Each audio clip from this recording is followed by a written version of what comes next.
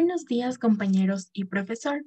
El día de hoy les voy a hablar sobre el efecto de la presión arterial sobre la diuresis, natriuresis por presión y diuresis por presión. Para empezar, es importante tener claro los conceptos. La diuresis es la excreción de orina y la diuresis por presión es el efecto del aumento de la presión arterial que incrementa la excreción de volumen de orina, mientras que la natriuresis es la excreción de sodio en la orina y la natriuresis por presión es el aumento de la excreción de sodio que se produce cuando se eleva la presión arterial. De esta manera, cuando tenemos una presión arterial que oscila entre 75 y 160 milímetros de mercurio, el efecto va a ser pequeño dentro del flujo sanguíneo renal y la filtración glomerular. Mientras que cuando la autorregulación de la filtración glomerular se encuentra deteriorada, el aumento de la presión arterial va a traer consigo grandes incrementos de la filtración glomerular.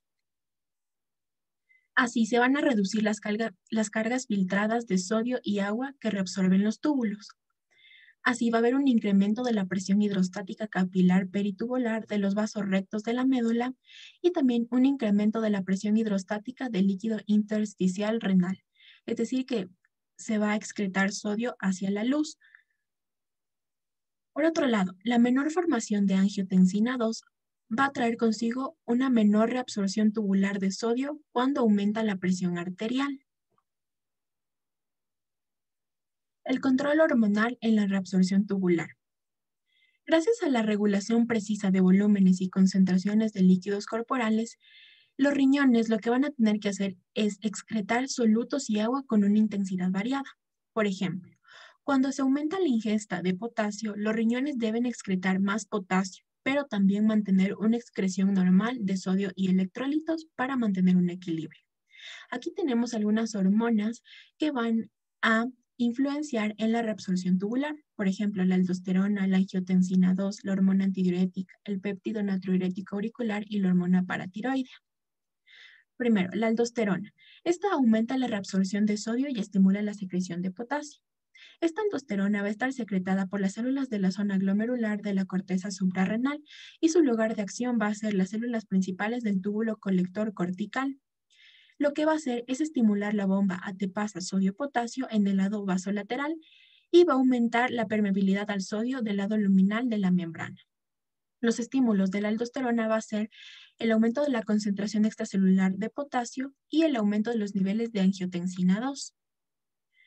Así, cuando tenemos una mayor secreción de aldosterona, vamos a tener retención renal de sodio y agua, y esto va a aumentar el volumen de líquido extracelular y a restaurar la presión arterial a valores normales.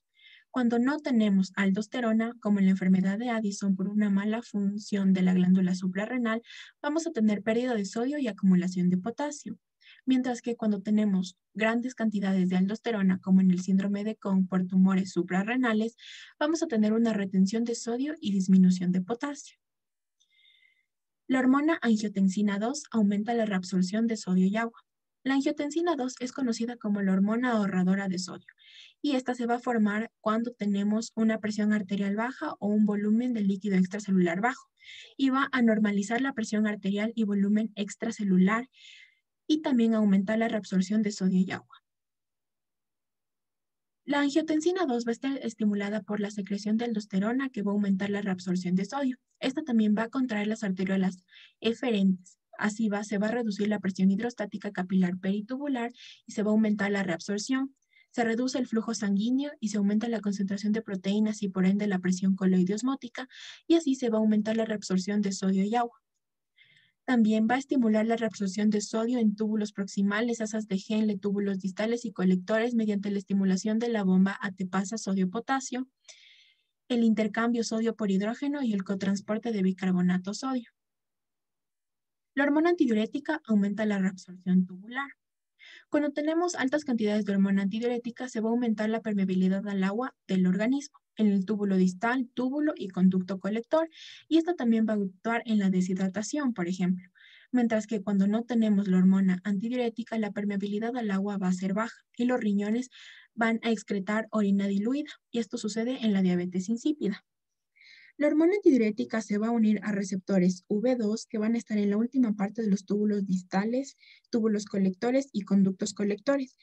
y así va a aumentar la formación de monofosfato de adenosina cíclico.